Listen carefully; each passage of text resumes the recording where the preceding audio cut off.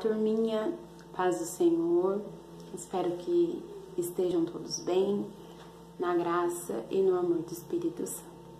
Antes de começar a nossa aula, gostaria de fazer uma oração junto com vocês. Se vocês puderem fechar os seus olhos e elevar o pensamento ao Senhor, oremos neste momento. Pai, nos colocamos na sua presença para aprendermos um pouco mais da tua palavra. Fala conosco, Jesus. Alcance os nossos corações. Alcance, Senhor, cada criança que neste momento ouve e aprende um pouco mais de Ti. E alcance a cada um, Jesus, que se dispôs a assistir esse vídeo e aprender juntamente conosco. Nos direciona, nos dá entendimento e discernimento da Tua palavra. É o que te pedimos e te agradecemos. Amém. Então, turminha, vínhamos falando a respeito dos amigos de Jesus e bem sabemos que Jesus teve vários amigos que creram na sua palavra, que creram na sua ressurreição. Alguns tiveram medo, né? Alguns tiveram dúvidas e, enfim, como todos nós temos vários tipos de amigo, com Jesus não foi diferente. Então, falando a respeito da nossa lição de hoje, ela fala lá em Filipenses, no capítulo 2, do 1 ao 8, que vai falar a respeito do amor de Deus para conosco. Então, uma breve leitura apenas, para a gente poder entender essa lição. Vamos ler lá, então, alguns versículos, e no livro de Filipenses, do 2 em diante.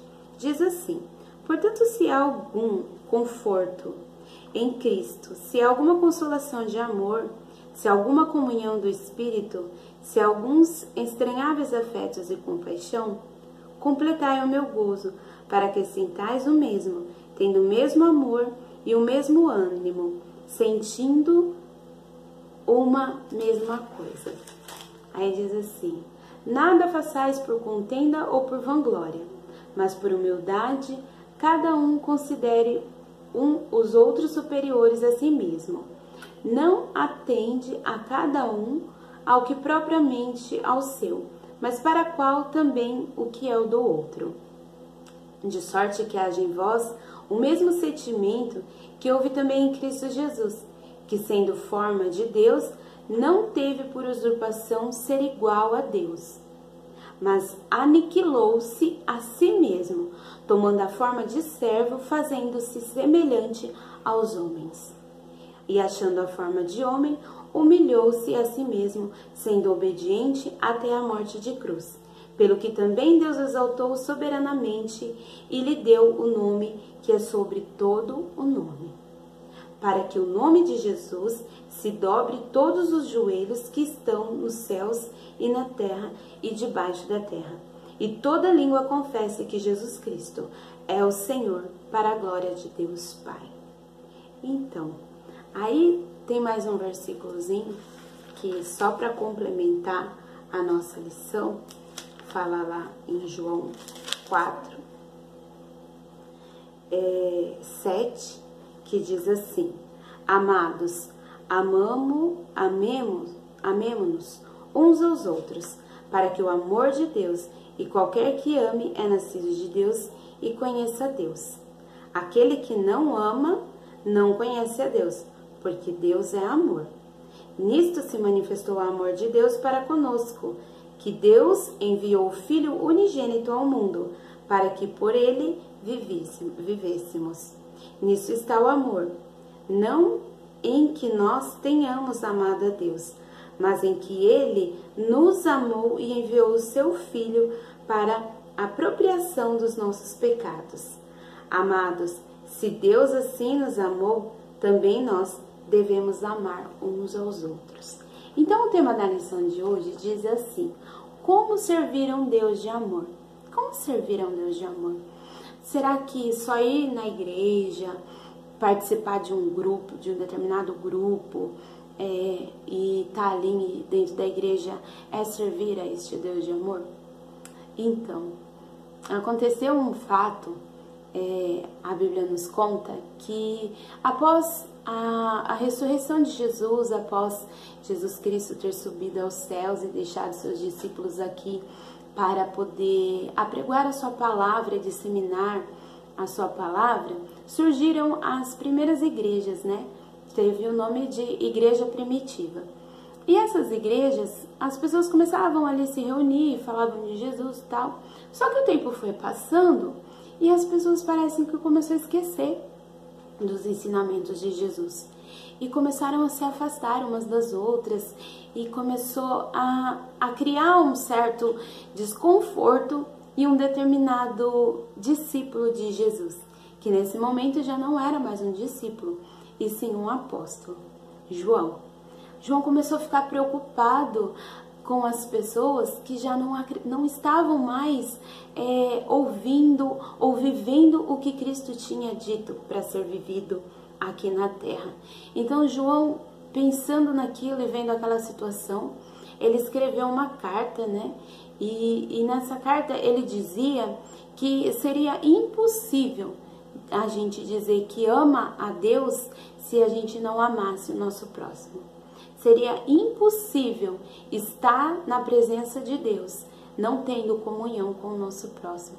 Então, isso que ele diz lá nesse versículo 4, no capítulo 4, no versículo 7, que diz: amados, amemo-nos uns aos outros, porque o amor de Deus, e qualquer que o ama e nascido de Deus, conhece a Deus. Então ele ficou preocupado, porque as pessoas já não tinham mais essa comunhão.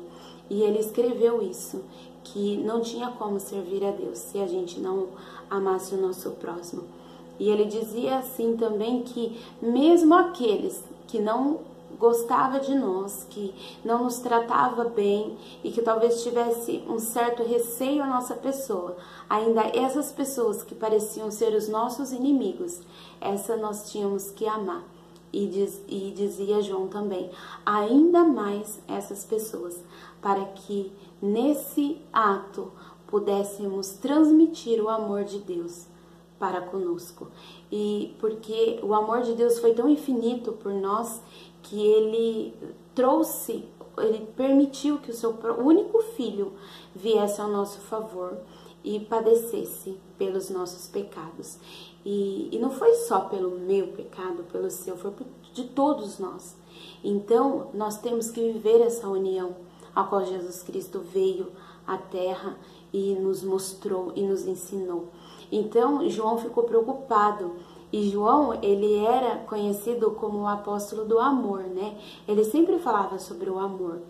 E hoje não é diferente, né? Os tempos passaram, mas a gente ainda continua aprendendo a palavra de Deus, que vive todo o tempo, ela é renovada. Todo o tempo ela fala aos nossos corações, ela revivifica todo o tempo. E os tempos de hoje não é diferente. Nós não podemos dizer que somos cristãos e que amamos Deus se nós sabemos que nosso vizinho necessita de oração, necessita de intercessão, necessita talvez de um bom dia, de um sorriso nosso, de um ato de carinho, de amor, para ele se sentir amado, e às vezes a gente não faz isso, e talvez um ato desse pode ser tão crucial na vida de uma pessoa, né? E a gente não tem essa noção. Então João, quando se preocupou com isso, ele já dizia que não poderíamos amar a Deus se não amássemos as pessoas. Porque Deus, como amar a Deus como se a gente nunca o viu? E as pessoas a qual vemos não amamos. Então era meio desconexo, né? Não faz sentido isso. A gente amar um ser que a gente ainda não viu e não conseguir amar um ser que está do nosso lado, que é semelhante a nós, que é falho como nós. Então João falava isso. E vendo que os discípulos pregaram e disseminaram a palavra de Deus, e nós hoje fazemos esse papel dos discípulos e dos amigos de Jesus, nós temos que em todo tempo amar uns aos outros, principalmente aqueles que às vezes não gostam de nós, ou não acreditam no que a gente prega, ou às vezes, por algum motivo, tem uma certa implicância a nós. Então, João dizia que a gente não podia em momento nenhum desprezar essas pessoas, porque Jesus não fez isso. Jesus morreu por nós, Ele sacrificou por nós, e isso foi em comunhão com o próprio Pai, que permitiu que o Filho se fizesse servo. E quando Ele se fez servo para servir e não para ser servido. E a gente vê muito disso hoje, né? As pessoas querendo ser servidas e não servir. E nosso papel aqui não é esse. Nós temos que ser servos e servir as pessoas. Servir o amor de Jesus, o que Ele tem de bom para nós. A palavra de fé, de esperança, de que tudo vai dar certo, de que tudo isso vai passar e nós iremos viver a graça, que nós iremos viver o avivamento de Cristo sobre a face da terra e que todos nós, todos, podemos viver isso em união, né? Em comunhão com Cristo. Então, quando João trouxe essa palavra, que como servir a um Deus de amor sem ter amor, né? Então, que nós possamos aprender, crianças, que não tem como amar a Deus se a gente não ama o coleguinha. Não tem como amar a Deus se a gente não ama aquele amigo, aquele que mora ali na rua e que fala mal de você. Nós temos que olhar com amor, um olhar de amor, carinho, e saber que às vezes é algum problema que ele tem e que se ele conhecer a Jesus, todas as feridas são saradas. Se ele conhecer a Jesus, ele conhece o verdadeiro amor. E conhecendo o verdadeiro amor, a gente ama. Ama sim. Mesmo aqueles que nos fazem mal, que nos desejam mal.